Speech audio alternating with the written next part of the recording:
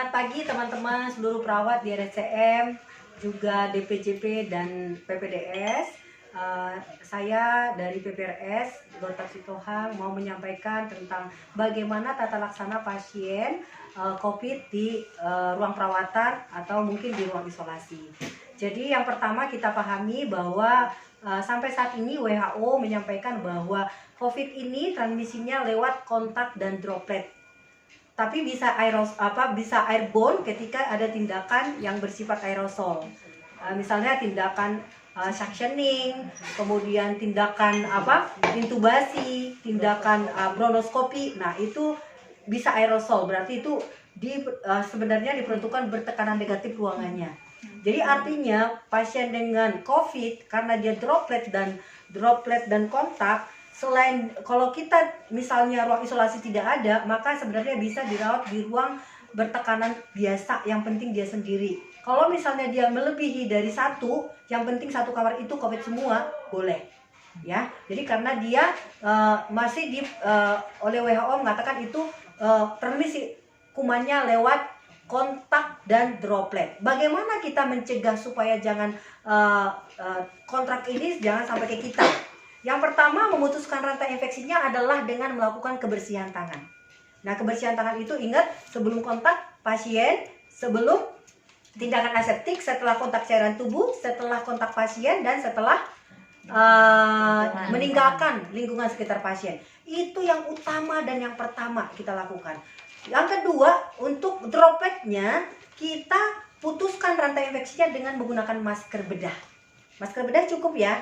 Tapi kalau ada tindakan aerosol, misalnya tadi suctioning, bronkoskopi, atau misalnya intubasi, kita harus menggunakan masker N95.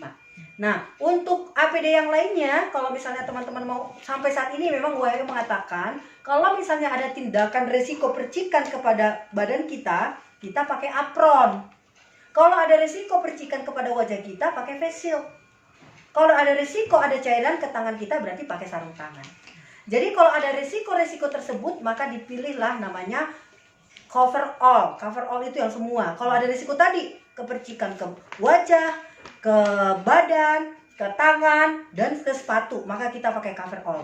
Kalau tidak ada, misalnya kita hanya mau ganti infus, mau cek monitoring, kita cukup dengan kebersihan tangan dan pakai masker bedah. Nah, itu aja. Jadi jangan takut dan khawatir, ini adalah kata kuncinya di kita ya teman-teman. Kalau kita memutuskan rantai infeksinya tadi kontak dengan kebersihan tangan, pasti kita aman.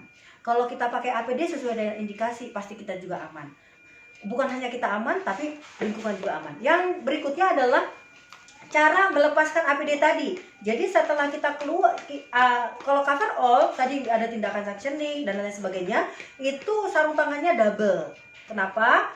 Karena kalau misalnya dia terjadi, misalnya ada cairan ke tangan kita, maka yang di ruang ketika sudah selesai tindakan, maka sarung tangan tadi dilepas yang pertama, baru keluar. Nanti di luar baru APD-nya dilepaskan. Ya. Kemudian kalau misalnya kita pakai sepatu boot dan kita udah berakhir di situ pekerjaannya, maka sepatu bootnya semua APD-nya dibuka di kamar mandi, ya kan? Langsung mandi. Kemudian yang sepatu bootnya dimasukkan direndam dengan klorin atau dimasukkan ke dalam kontainer yang sudah tersedia di kamar mandi yang sudah disiapkan oleh teman-teman di ruang isolasi. Ya, jadi teman-teman sekali lagi kita anggap aja pasien ini seperti pasien biasa, di mana kita sudah memahami sumber infeksinya. Ingat, kontak dan droplet. Kontak diputuskan dengan kebersihan tangan 5 momen, dengan dropletnya kita masker, dan APD sesuai dengan indikasi. Itu saja, mudah-mudahan bermanfaat.